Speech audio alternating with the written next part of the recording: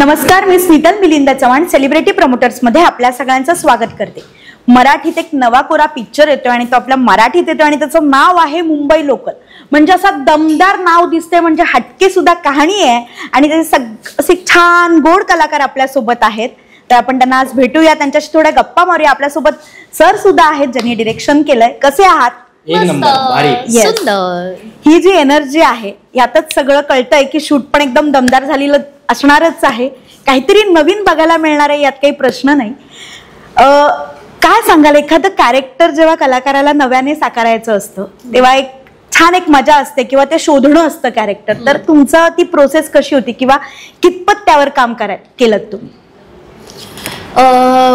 ही कथा सत्य घटनेवर आधारित आहे आणि त्या गोष्टीचे, त्या घटनेचे आमचे अभिजित सर स्वतः साक्षीदार आहेत. त्याच्यामुळे ही पात्र घडलेली आहेत. ती हे जेव्हा आम्हाला कळलं तेव्हा अभिजित सरांवरती ब्लाइंड फेथ आमचं असणं खूप महत्त्वाचं होतं आणि त्यांनी त्या पात्रांची आमची ओळख तेवढ्या पॉवरफुली करून दिली असं मी म्हणेन. कारण आम्ही जेव्हा पहिल्यांदा भेटलो होतो तेव्हा आधी मला त्यांनी ती स्टोरी सांगितली आणि मला त्यांच्यातली एक क्वालिटी खूप आवडली होती की खूप पॅशनेटली त्यांनी मला ती स्टोरी सांगितली आणि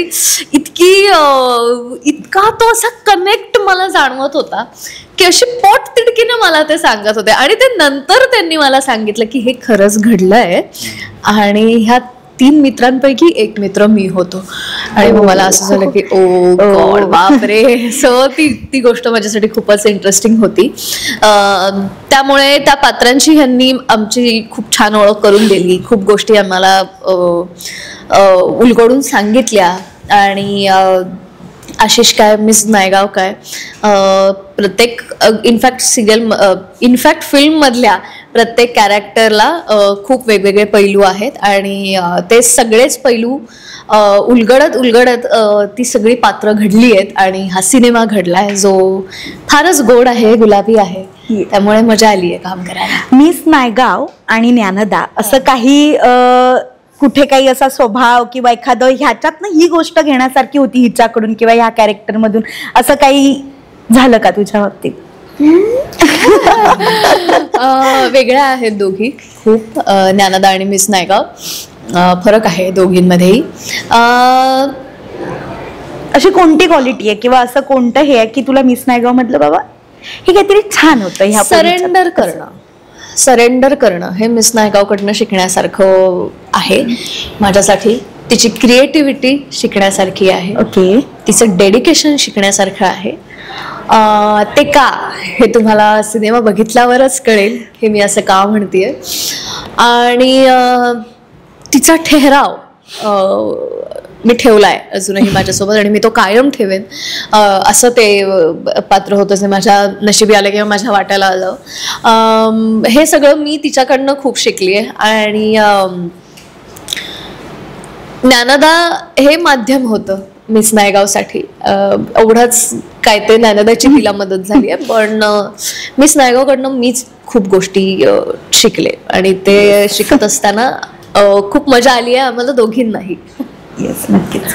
येस, आम्ही तुला खूप अशा वेगवेगळ्या कॅरेक्टरमध्ये बघत आलोय आणि तुझ्यासाठी परत एकदा अशी मेजवानीच म्हणावी लागेल. काहीतरी वेगळं बघायला मिळेल तुझ्याकडून, ह्यातून जाणवते. आम्ही जो टीजर बघितला त्याच्यात हे जे बारीक बारीक वर्क करणं असतं ना, ते तुझ्यात खूप जाणवतं बी फ्रँक. तर ते खूप भारी आहे. तर काय सांगशील आशिषचा प्रवास किंवा ती प्रोसेस कशी होती तुझ्यासाठी त्या कॅरेक्टरची? अशी आशिष, मला असं वाटतं की माझ्यासाठी एक जबाबदारी आहे आणि जी दिग्दर्शकांनी मला दिलेली आहे. आणि मला असं वाटतं की सर्व म्हणजे काम करत असताना तुम्हाला हे जाणवत नाही, पण जेव्हा तुम्ही काम बघता तेव्हा तुम्हाला असं जाणवतं की ह्याचे किती प्रकारे तुम्ही ह्या कॅरेक्टरला सजवलेलं आहे, कसं बघितलेलं आहे, कुठे बघितलेलं आहे, कसं बघितलेलं आहे, म्हणजे किती तुम्ही कंट्रोल केलेलं आहे गोष्टी. म्हणजे बऱ्याचदा दुःख न दाखवता सुद्धा दुःखी होणं हे फार कठीण असतं ॲक्टरसाठी. सो ते मला असं वाटतं आशिषच्या आयुष्यात खूप आहे आणि ते इनडिरेक्टली दाखवणं, ते एक्सप्रेस न होता सुद्धा ते कसं एक्सप्रेस करू शकतो आपण, म्हणजे बॉडीली थोडंसं कंट्रोल करून, थोडंसं डोळ्यांनी कंट्रोल करून सुद्धा ते दुःख, ते प्रेम, ती मैत्री, हे डोळ्यातनं तुम्ही किती जास्त पोचवू शकता, हे आशिषने माझ्यासाठी केलेलं आहे असं मला वाटतं. आणि एक नवीन एक अँगल मला ऍक्टिंगचा आशिषने दिलाय. कारण बऱ्याचदा काय होतं, तुमच्याकडे डायलॉग्स असतात, म्हणजे ह्याच्यात सुद्धा आहे डायलॉग माझी, म्हणजे त्याचा एक डायलॉग आहे, आशिष कोशिश तो कर सकता हूं. सो तो जो डायलॉग आहे तो फारच म्हणजे ते आहे ना की तो फार, जर तू फार तो अँग्री यंग मॅन सारखा घेशील तर तो तसा वर्क नाही होणार. तो प्रेमानेच घेतला पाहिजे. तो त्याच्या मित्राला म्हणतो, तो म्हणतो अख्खा नायगाव शोधणार का तिला, तो बोलतो अरे आशिष कोशिश तो कर सकता हूं, आणि त्याची पप्पी घेऊन जातो. सो ते जे गोडवा जो आहे ना, तो गोडवा आणि त्या गोडव्यासोबत असणारी मॅच्युरिटी ही त्याच्या कृतीतनं सतत दिसत राहते. आणि ती दिसत राहणं सिनेमाभर फार गरजेचं आहे.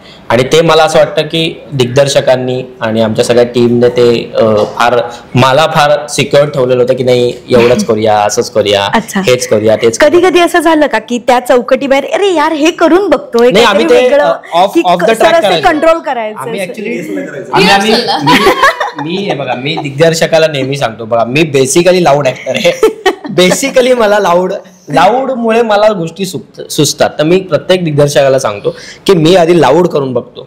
मी आधी ही प्रोसेस जी आहे ती अख्खी लाऊड करतो, मग ते दिग्दर्शक येऊन मला सांगतात की सर हे नको. म्हणजे सरही मला बऱ्याचदा येऊन सांगत, सर जरा थोडं लाऊड होतंय, आपण जरा बोललं सर मी करतो, मला जरा ना हे जरा सुटू दे. म्हणजे काय होतं, आपल्याला खूप साऱ्या जागा सापडतात, आपल्याला खूप साऱ्या पॉसिबिलिटीज सापडतात, आणि मग त्याला आपण कंट्रोल करू शकतो की ही जागा आपल्याला घ्यायची आहे, मग आपण वेगळ्या प्रकारे कशी घेऊ शकतो.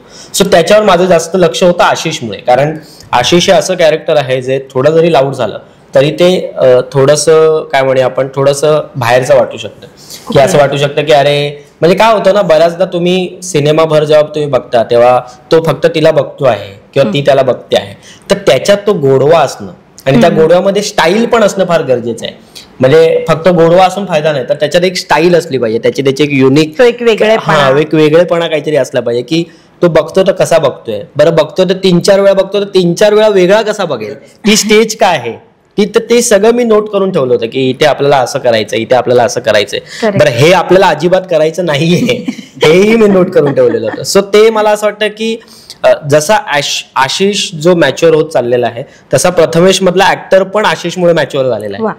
सो त्याच्यामुळे ते मला असं वाटतं की खूप साऱ्या गोष्टी ज्या आहेत त्या देवाणघेवाण झालेल्या आहेत आशिष आणि प्रथमेश मध्ये. आणि आय होप की हा आशिष लोकांना विदाऊट कोशिश आवडेल, असाच आवडेल. येस, तर ही कोशिश बघणारच होता मी कितपत कशी काय झाली आहे. छान. तर आणि नावात एक वेगळेपण आहे की मुंबई लोकल, अशी जवळचा विषय आहे सगळ्यांच्याच. मुंबई मेरी जान, त्याच्यात मग ते हृदय म्हणायला हरकत नाही, आपली लोकल. तर तुझा मुंबईचा असा किंवा लोकलचा प्रवास याबद्दल तू काही अशा आठवणी आहेत तुझ्या, किंवा कितपत ते जवळच आहे तुझ्या? माझ्या तर खूप जवळच आहे. मला जेव्हा ह्यांनी टायटल ऐकलं होतं मी त्यांना सांगितलं हे टायटल अजिबात चेंज करायचं नाही, हे टायटल एकदम भारी आहे, कडक आहे, मुंबईच्या लोकांना काय मुंबईच्या बाहेरच्या लोकांना सुद्धा रिलेट होईल. कारण मुंबई ही प्रत्येकाला आपली वाटते, मुंबईत येणं हे स्वप्न असतं, आणि मुंबई लोकल मधनं प्रवास करणं हे म्हणजे आता जरी लोकांना असं वाटत असेल खूप स्ट्रगल आहे काय आहे, पण ती जर नसेल तर तुम्ही कामाला पण नाही जाऊ शकत, हे लोकांना माहिती आहे. सो त्याच्यामुळे ते कनेक्शन लोकांशी आहे. आणि मला जसं आठवतं आम्ही एकांकिका करायला कुठेतरी लांब जायचो तेव्हा ते ट्रेननेच प्रवास करायचो, दुसरा काही मार्ग आम्हाला काही कोणी गाड्या बिड्या आणून दिल्या नव्हत्या की ऍक्टर्सना गाड्या वगैरे असं काही आमच्याकडे. आम्ही जेव्हा जिंकायला लागलो त्याच्यानंतर आम्हाला गाड्या मिळायला लागल्या, तोपर्यंत आम्हाला लोकलने सो ते लोकलने जी ट्रॉफी यायची ना त्याची फार भारी आठवण आहे. आमच्या INT नावाचे एक कॉम्पिटिशन असते मुंबईला, खूप मोठी कॉम्पिटिशन असते, आणि डहाणूकर पहिल्यांदा ते जिंकलं होतं. आणि खूप वर्षांनी म्हणजे समीर चौगुले आणि पुष्कर श्रोत्री जेव्हा होते तेव्हा आम्ही INT जिंकलो होतो डहाणूकर मध्ये.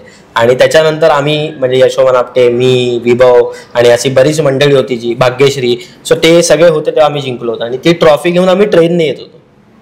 सो ते व्हिज्युअल मला अजून लक्षात आहे की ते ट्रेनमध्ये ती सिल्वर कलरची ट्रॉफी आहे आणि ती गरुड आहे तो INTचा एक, त्या गरुडाची ट्रॉफी अशी हलती आहे आणि ते मला दिसते. आणि इतका आनंद, म्हणजे बऱ्याचदा असं असतं ना की आनंदाच्या पलीकडे एक सुख असतं माहितीये ना, आनंदाला आपण सेलिब्रेशनचा एक हे देतो की अरे मला आनंदी झालो मी, मजा आली मला, हे झालं ते झालं, आणि त्याच्यानंतर ना एक सॅटिस्फॅक्शनचं सुख असतं. ते सुख मी लोकलमध्ये अनुभवलंय की सगळं झालं, सेलिब्रेशन झालं, आरडाओरड झाली, सगळी झाली, पण शांत बसून त्या ट्रॉफीकडे बघणं आणि ही ट्रॉफी आता आपली आहे आणि इथून आपला एक नवीन प्रवास सुरू झालेला आहे. सो ते मला असं वाटतं लोकलने मला कुठेतरी दिलेलं आहे. आणि ते मुंबई लोकलचं जे आपले पण आहे, जे गर्दीत पण जी लोकल आपल्याला सामावून घेते ना, तो आपलेपणा मी अनुभव. आपल्याला काही करावं लागत नसतं, ते होत जातं किंवा ते घडत जातं. त्यात आपण म्हणजे डायरेक्टली असं इन्व्हॉल्व्ह होत असतो. बऱ्याचदा असं होतं की तुम्ही एखाद्या ठिकाणाहून दुसऱ्या ठिकाणी गेलात लोकलने, तर घरी सेलिब्रेशन होतं. माहितीये, हे बऱ्याचदा होतं. तुला तू कदाचित अनुभवलं नसेल, पण आम्ही खूप असं अनुभवलेलं आहे की म्हणजे मुंबईचे जे लोक आहेत त्यांना एकतर आता कॉलेजला पोरगा गेलाय तर तो मोठा कसा झाला, तर काय आहे ह्याचं डेफिनेशन काय आहे की तो लोकलने एका ठिकाणाहून दुसऱ्या ठिकाणी गेला, जे ठिकाण त्याला माहित नाहीये.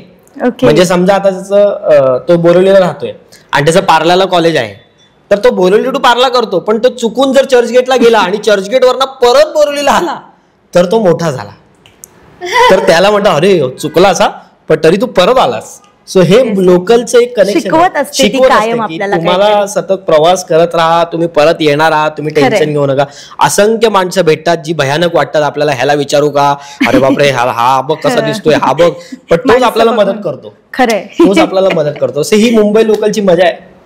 विंडो सीट बद्दल कितपत नात्या किंवा बाबा भेटले का कधी विंडो सीटला बसायला एवढ्या गर्दीत?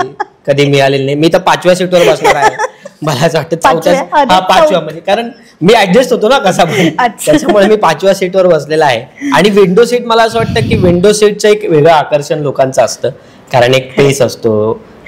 जरी मुंबई म्हणजे सकाळचं एक वेगळंच दृश्य असतं, पण जाऊ दे ते. पण ती मुंबई लोकलमध्ये खिडकीवर बसून जी हवा लागते ती एसीतही लागत नाही. ती जी आणि ती जेव्हा वसईची खाडी वगैरे, ते भाईंदरची खाडी वगैरे येते, ते बघण्याचं फार अट्रॅक्शन होतं मला, की भाई ती भाईंदरची खाडी दिसते ना तर मजा येईल. तसं विदारला वगैरे कधी आपण मंदिरात वगैरे जीवदानीला वगैरे कधी गेलो ना, तर मी विंडो सीटला बसायचो, कारण बोरिवलीला नंतर वगैरे गर्दी फार थोडी कमी होते तशी. तर ती मी विंडो सीटला बघून समुद्र असं, ते ट्रेन जाते बाजूने, अशी ट्रेन जाते वगैरे. तर मला अजूनही वाशीला जेव्हा आपण गाडीने जातो, त्या वाशीला माहितीये राईट साईडला ब्रिज दिसतो, असे ट्रेन जातात, ते मला फार असं भारी वाटतं की अरे ट्रेन अशी वरून जाते समुद्रावरनं. सो ते एक अट्रॅक्शन माझं नेहमी विंडो सीटचं राहिलेलं आहे. ओके. कधी असं विदाऊट तिकीट वगैरे काही प्रवास असं काही झालंय का? विदाऊट तिकीट बघा, मी तर नेहमी तिकीट काढून प्रवास केलेला आहे. मी दिसत जरी असं असलो तरी मी नाही, दिसण्याचा असा प्रश्न नसतो, कधीतरी बघा एक 4-5 वेळा मला पकडलेलं, खरं सांगतो 4-5 वेळा मला पकडलेलं होतं, पण त्यांनी बिचाऱ्यांनी मला काही पैसे न घेता सोडलेलं आहे. त्यांनी प्रामाणिकपणे काय, पण त्यावेळी पैसेच नसायचे रे. त्यावेळी असं असायचं की घाई असेल कामाची किंवा पैसे नसतील, तर त्यावेळी ते TC लोकांनाही कळायचं की ते बिचारा. एकदा तर मला पालक तिकीट हरवलंय वगैरे, ऍक्टिंग, अरे अरे अरे किधर गया वगैरे, हे सगळे ऍक्टिंग केलं. तर ते असं म्हणायचे की ये इधर आ, साइड में तेरे को दिखा दो. तर ते सगळं माझ्याबरोबर झालेलं आहे. पण मी कधीच विदाऊट तिकीट नाही गेलं. बरं, माझं तिकीट खरंच पडलेलं होतं ज्ञाना, तू काय असतेस, खरंच माझं तिकीट पडलेलं होतं. ओके. आपण असं म्हणूया की ऑस्कर प्रदान केला अभिनयासाठी, आणि तिथूनच कुठेशी सुरुवात झाली. असं कर, इथे बाजूला ऑस्कर. ही आमची कॉमेडी जी मुंबई लोकलमध्ये नाहीये. तुम्हाला खूप छान फिल्म बघायला मिळेल. प्लीज ही ऑफ स्क्रीनची, हे आम्ही टेकच्या आधी करायचो, टेक मध्ये आम्ही नाही केलंय. ओके. आता मी तुझ्याकडे येईन. तुझ्यासाठी लोकल मुंबई हे फार वेगळं असणार, जसं की हा म्हणाला की ते त्याच्या आधीपासूनच होतं, पण जेव्हा आपल्याकडे एखादी गोष्ट अचानक आपल्याला जी करायला लागणार असते किंवा आपल्याला त्यात इन्व्हॉल्व्ह व्हायचं असतं, आणि त्याच मुंबई लोकल, तर कधी असा गर्दीचा प्रवास किंवा काही असं ब्रिजवर जाऊनच असं पाहिलंच काय की ह्या गर्दीतला एक आपण भाग होणार आहोत आता, असं काही जाणवलं का कधी त्या लोकलच्या प्रवास तू जेव्हा कधी केलास तेव्हा? हो, 100%. मुळात मुंबईत बरीच माणसं कामासाठी म्हणून, कर्मभूमी म्हणून मुंबईत येतात. तशीच मीही आले, आणि ह्या मायानगरी उगाच नाही म्हणत मुंबईला. आणि ह्या मायानगरीत तुमचं स्वतःचं एक अस्तित्व तुम्हाला निर्माण करायचं, स्वतःचं एक जग निर्माण करायचं आहे. तेही इतक्या गर्दीत, इतक्या लोकांमध्ये. रियालिटी चेक देते मुंबई, आणि तो ती मुंबईत पाय ठेवल्या देते. तो प्रोसेस नाही करू देत. हे बघ, हे जे आहे हे असं आहे, बघ तुला जमणार आहे का, ओके मला जमणार आहे असं मुंबईला सांगायचं आणि मग ती मुंबई आपल्याला आपलंसं करून घेते आणि बाकी पुढचा प्रवास कसा सोपा करायचा हे मुंबईच आपल्याला सांगत असते, असा माझा अनुभव आहे आणि तो माझ्या गाठीशी अजूनही आहे. ते फिलिंग जे तेव्हा आलं मला की आता ह्या गर्दीत मला माझं काम करायचं आहे आणि माझी जागा निर्माण करायची आहे, हे मोटिवेशन मुंबईने दिलं आणि ते अजूनही देतेच आहे मुंबई. आणि ते प्रत्येक जण, जसं तू मला ह्या कारणासाठी विचारलास हा प्रश्न कारण मी मुंबईची नाहीये, हे प्रत्येकाचा हे फिलिंग असेल असं मी म्हणेन. सो मायानगरी आणि कर्मभूमी हे 2 शब्द मुंबईसाठी फार ऍप्ट आहेत ह्या कारणासाठी. खरंय. आता मी सर तुमच्याकडे येईन की असं मुंबई लोकल ह्या नावाने आपला एक चित्रपट येणार आहे, खूप दिवसाचं स्वप्न फायनली समोर येणार आहे आणि अशी गोड जोडी तुमच्या सोबत आहे. काय फिलिंग्स आहेत किंवा कसं वाटतंय तुम्हाला? तुमच्या काही असा काही त्या रिगार्डिंग काही अनुभव असं काही तुम्ही सांगा? असं काही अनुभव वगैरे असं काही नाहीये, पण कसं आहे की एक गोष्ट असते आपण लिहितो आणि मग ती येते आणि त्याच्यावर असे चांगले कलाकार असतात ज्यांना आपण बघितलेलं असतं स्क्रीनवरती. असं काही नातं नसतं की अरे हा हिरो आहे, ही हिरोईन आहे, पण आपण त्यांच्यासोबत पुढे जाऊन आपण काम करूया, या ते काम करतील, हेच एक स्वप्न असतं आपलं आणि ते सत्यामध्ये उतरणं ते खूप मोठी गोष्ट आहे माझ्यासाठी. येस, नक्कीच. हा प्रवास तर खूप छान असणारच आहे, पण ह्या प्रवासात इतर सुद्धा कलाकार तुमच्या सोबत होते जे, तर काय मजा मस्ती चालत असणार आहे यात काही वाद नाहीये, कारण आत्ताच आपण सतावलं का? डांबीस कलाकार होते. येस, तर काही अशी मजा मस्करी किंवा असा काही एखादा किस्सा जो शेअर करूसा वाटतोय तुम्हाला? किस्से तर खूप आहेत, अनेकच असणार आहेत. मी एक सांगू, सिनेमा एवढं का?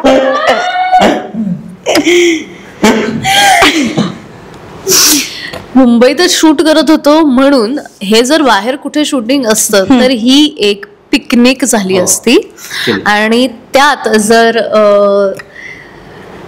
3 कॉमेडियन्स जर सोबत असतील आणि त्या कॉमेडियन्सची नावं प्रथमेश परब, पृथ्वी प्रताप आणि मनमित प्रेम असतील तर तुम्हाला का नाही मजा येणार?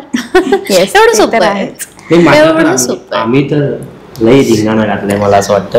आम्ही सेटवर फूड, क्रिकेट, फूड, क्रिकेट आणि गॉसिप या सगळ्या गोष्टी आम्ही म्हणजे पिकनिकच झाली ऑलमोस्ट. मी हेच म्हणते, मुंबईत शूट झालं म्हणून बाहेर गावी वगैरे झालं असं तर लिटरली पिकनिक हा शब्द आम्ही वापरला. म्हणजे स्विगीवरनं मनमित काय काय मागवायचा ह्याची नावं मला अजूनही माहित नाही. मला म्हणजे तो प्रोडक्शन कडनंही मागवायचा आणि स्वतःच मागवायचा आणि तो मागून आम्हाला खायला घालायचा. मग पृथ्वीला काहीतरी आठवलं, मग पृथ्वीने मागवलं, मग पृथ्वी आम्हाला खायला घालायचं. मग मला असं वाटलं की क्रिकेट खेळायचं, मग आम्ही क्रिकेट खेळायचो बाहेर जाऊन. मग ही यायची, मला बॅटिंग पाहिजे, मग हिला बॅटिंग द्यायचो. मग सर यायचे, ते म्हणायचे सीन करायचा का? मग आम्ही म्हणायचो ठीक आहे सीन करूया. मग असं सगळं करत करत आम्ही शूटिंग, बट तेच आहे सीन करायचा का ह्याच्यानंतर सगळे सिरियस होते. आम्ही तर अरे तुला सांगतो, आम्हाला एकदा व्हॅनिटी नव्हती तिथे चाळीत वगैरे, तर आम्ही त्या डान्स क्लासमध्ये बसलो होतो एकदा. डान्स क्लासमध्ये होतं ते, डान्स क्लास शाळेच्या इथे शूट होतं, डान्स क्लासमध्ये बसलो होतो आम्ही. लिटरली डान्स क्लासमध्ये क्रिकेट खेळत होतो.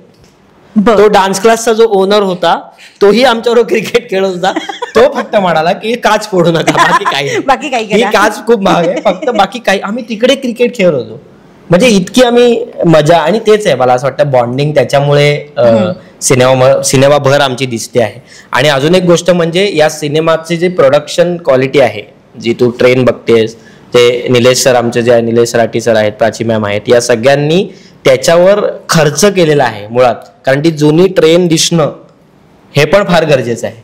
सो ते असं म्हणतो ना आपण 2000 काळातली ट्रेन उभी केली, 2004 काळातली ट्रेन उभी केली, पण ट्रेन उभी करता करता खिशाला जे फटका बसलेला आहे त्यांच्या, तो फार भारी आहे. म्हणजे तो करणं, परत सुमित पाटीलची साथ असणं त्या ट्रेनला. सो ते मला असं वाटतं ना, व्हिज्युअली किती छान दिसेल याकडे सगळ्यांचं लक्ष होतं. आणि ते म्हणजे आम्ही जितकी फालतूगिरी आम्ही ऑफ स्क्रीन केलेली आहे, तितकं सिरियसली काम आम्ही ऑन स्क्रीन सुद्धा करायला प्रयत्न केलेला आहे.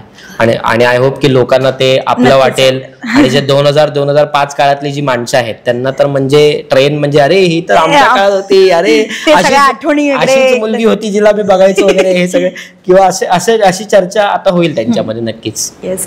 हे हा जो सगळा प्रवास असतो ना, असा एखादा प्रवास जो तू असं तुला वाटतंय की हा मला करायचा आहे प्रवास, म्हणजे एखादं त्या लोकेशनला जाणं असेल किंवा पर्टिक्युलर माणसांसोबत असेल. लोकेशन मॅटर करत नाही, माझं लग्न झालेलं आहे, मला माझ्या बायको सोबत सोडा, मला काहीच फरक पडत नाही. पण तुला तो प्रवास करायचा, जी इच्छा आहे की हा इथे हे करायचं, हा प्रवास आपल्याला करायला हवाय, प्रवास करायचाय. हा मी फार आळशी आहे, मी फार तू घरातल्या घरातच. हा, मी घरातल्या घरात बेडरूम मधनं हॉल मध्ये प्रवास वगैरे करतो. सध्या मोस्ट डिमांडेड लोकेशन इज त्याचं घर आहे ऍक्च्युली, मला वाटतं वही हे डेस्टिनेशन. त्यामुळे मला घरी मला एक वेगळं घर बांधून मला घरी राहायला आवडेल नक्की. बरं, ठीक.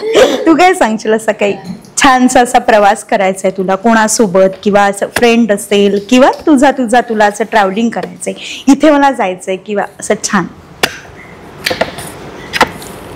1 ऑगस्टला मला थिएटरमध्ये जायचंय आणि मला माझी लोकल पकडायची आहे. येस, त्या लोकल तुला पकडायची आहे आणि ती आम्हाला सगळ्यांनाच नक्कीच तो प्रवास बघायचा आहे. पण त्या लोकलची अनाउन्समेंट मला ज्ञानदा तुझ्याकडून एकदा नक्कीच ऐकायला आवडणार आहे. जाता जाता छान अनाउन्समेंट जी आपली लोकलमध्ये ऐकायला मिळते, तसं तू अगदी छान 1 ऑगस्टला सगळ्यांना बोलव तुझ्या अनाउन्समेंट. कृपया लक्ष द्या.